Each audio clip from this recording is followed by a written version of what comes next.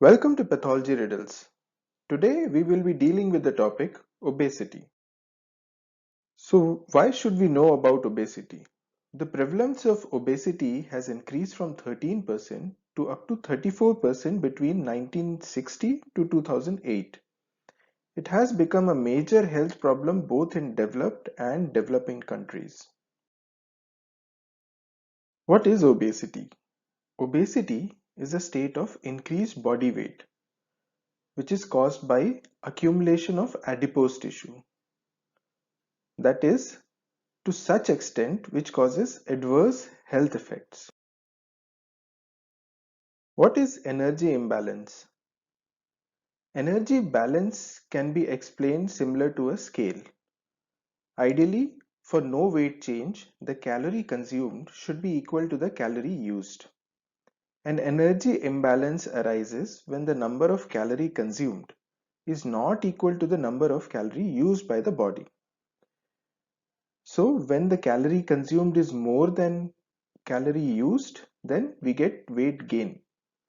And if calorie consumed is less than calorie used, then we get weight loss. How is obesity measured?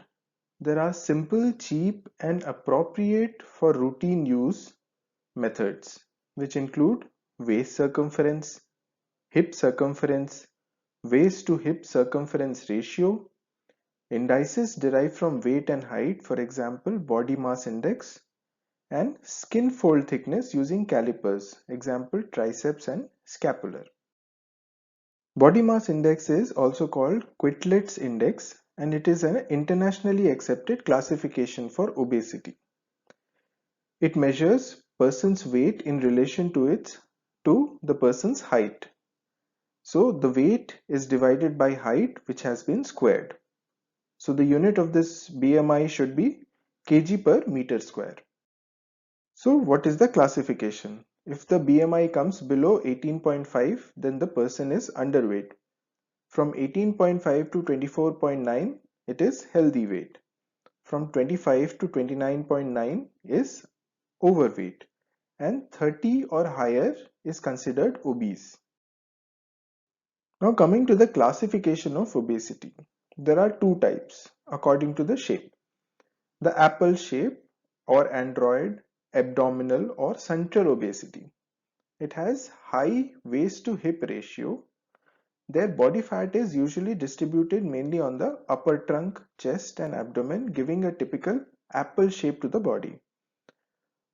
So mostly males are affected with this type of obesity.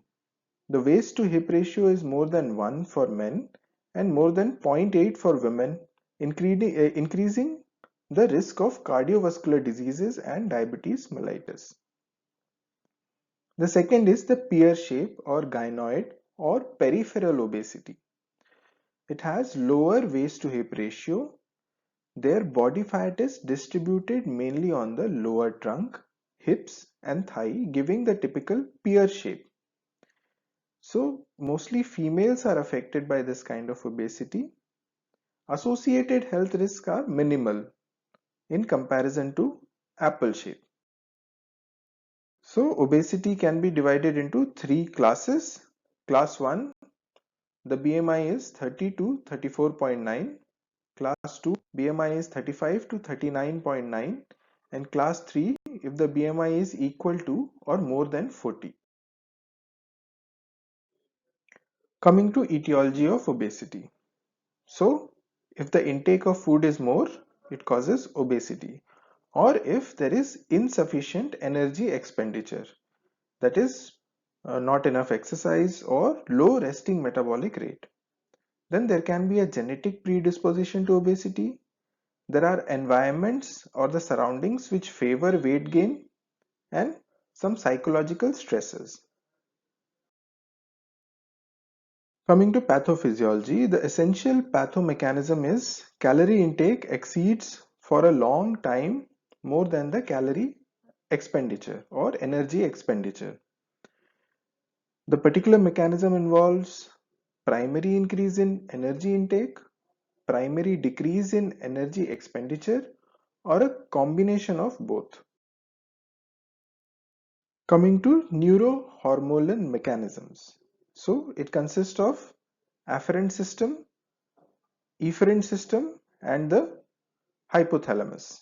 Afferent system will comprise of leptin, which is secreted by adipose tissue, insulin, which is secreted by pancreas, ghrelin, which is secreted by stomach, and peptide YY, which is secreted by ileum and colon.